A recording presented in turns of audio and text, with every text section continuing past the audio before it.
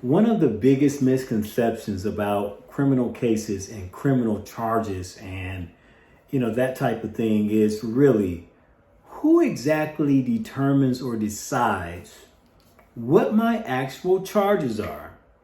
Now, this for sure is a very important thing for you to know and to understand. The reason I say that is there are many times in which law enforcement, police officers, they exaggerate their ability to determine what the charges are.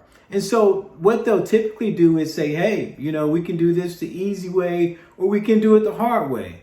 Or if you're cooperative with us and you're willing to tell us your side of the story, perhaps we can be somewhat lenient on your charges. Maybe we can do something to help you out with your charges.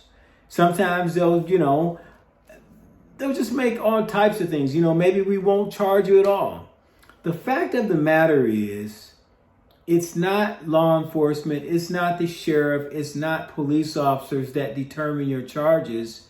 That job and that distinction belongs to the prosecutor.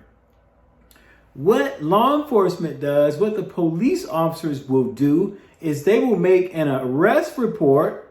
In their report, they will say why they arrested you, but the prosecutor at a later date will take a look at their report, take a look at their narrative, and then decide what charges to bring or whether or not to bring charges at all. There are many times in which a prosecutor will take a look at the reports and based upon their training, their experience, will decide, we're not going to bring charges in this case. Or they may decide that, okay, we'll bring charges, but it's going to be a lot less serious or a lot more lenient, depending on how you would say it, than what the police recommended. And so the bottom line is, don't fall for the okie doke.